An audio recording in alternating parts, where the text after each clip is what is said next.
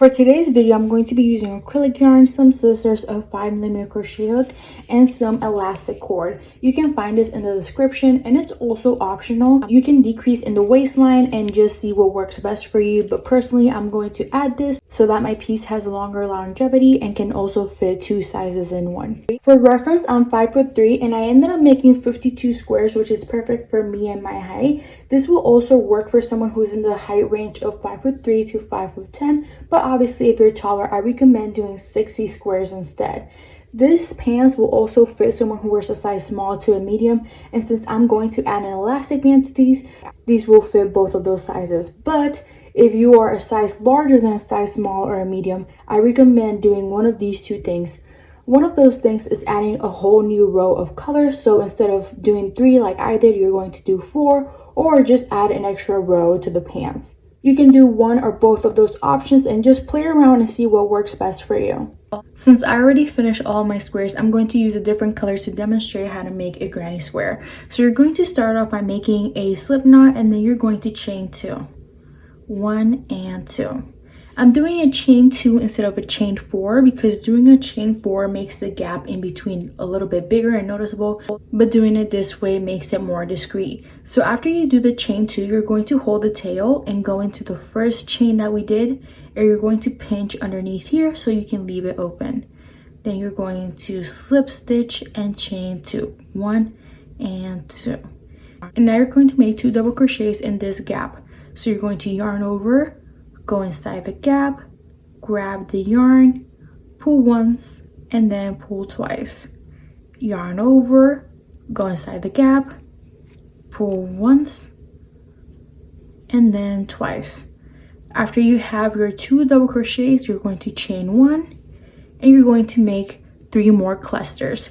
Clusters are a set of 3 double crochets, so I'm going to make 3 double crochets. And after I finish that cluster, I'm going to chain 1 and do it 2 more times again. I just finished, and you should have 4 clusters of 3 double crochets. And once you finish that, you're going to go into the first stitch, slip stitch, chain 1, and then cut off. Now we're going to add our second color, and I'm going to go into this gap over here near the tail.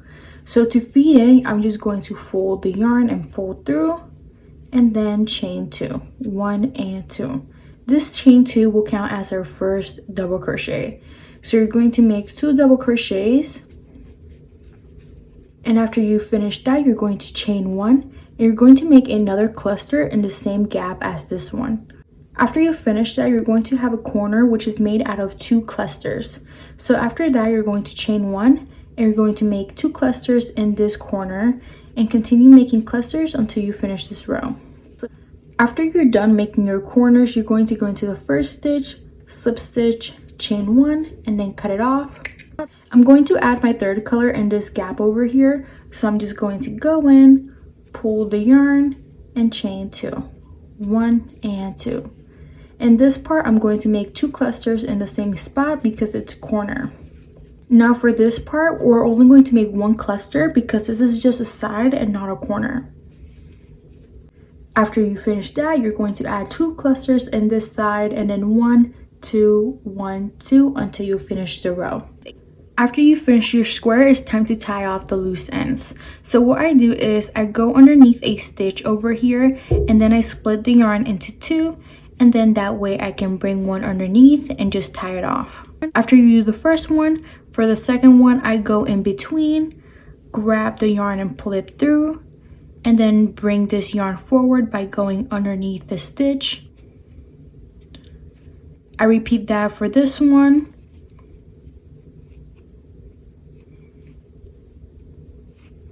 And then I just tie them off.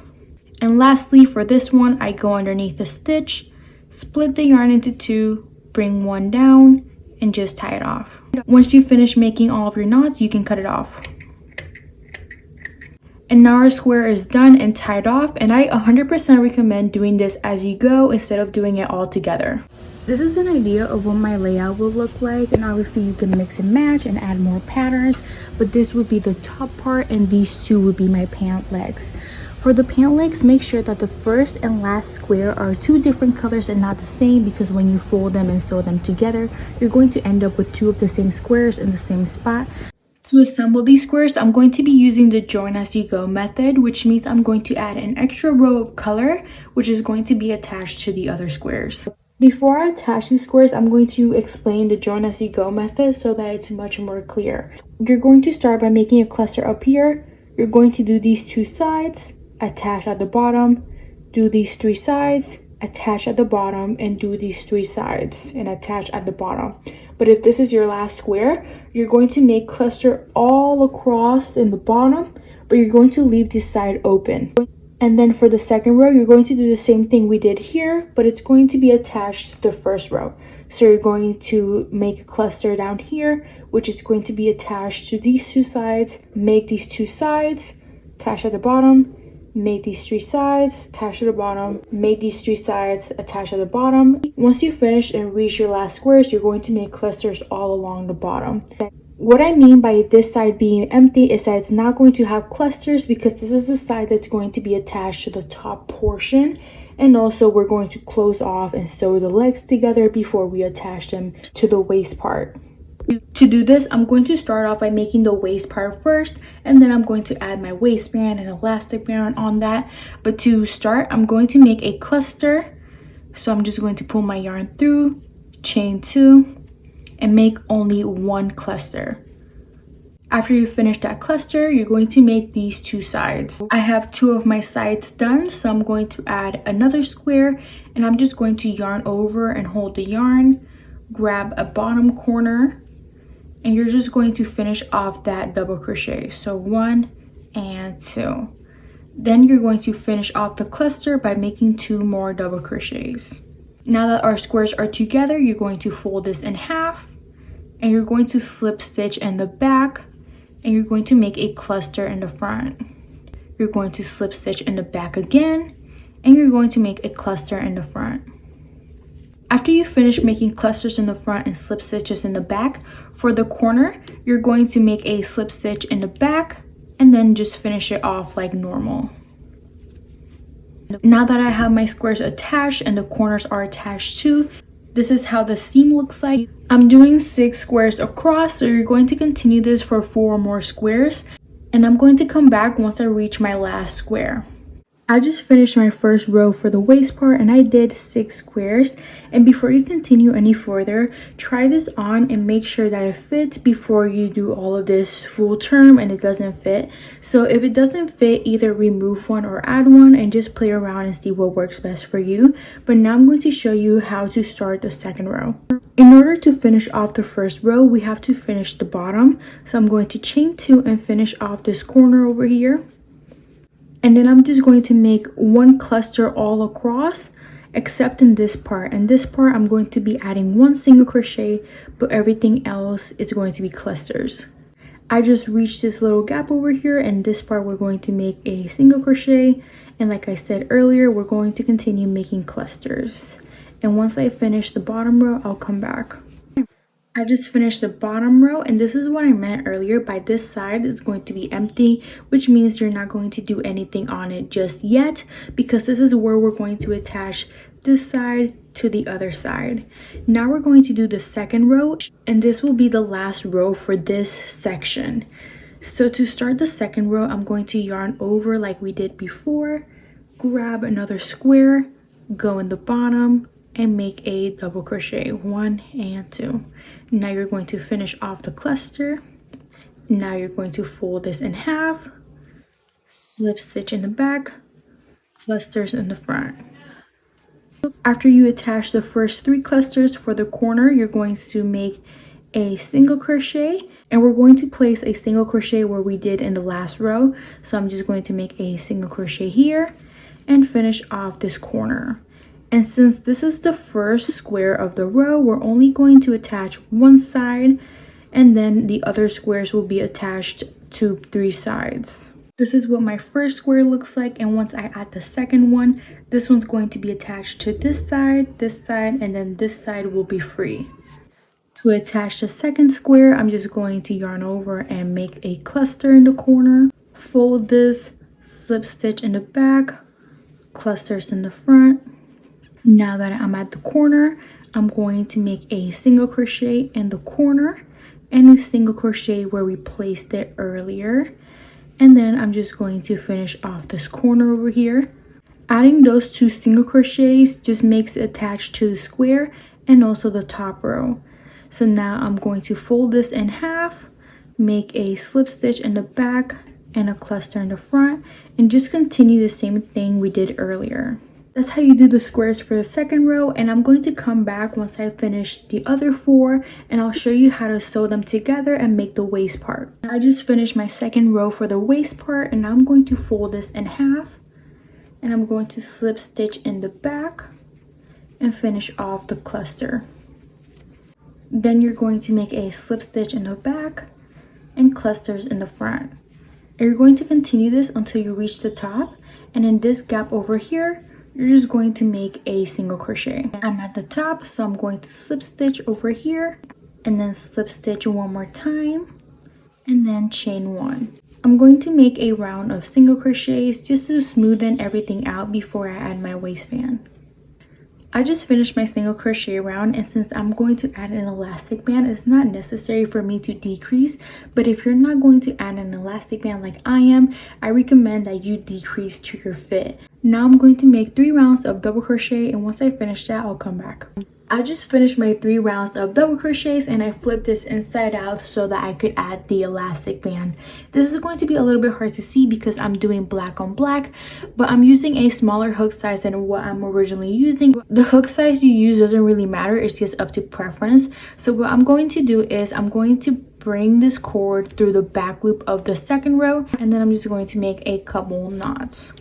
After you attach the elastic, you're going to make single crochets in the back loop of every single stitch, and then all you have to do for this part is make the drawstring for it.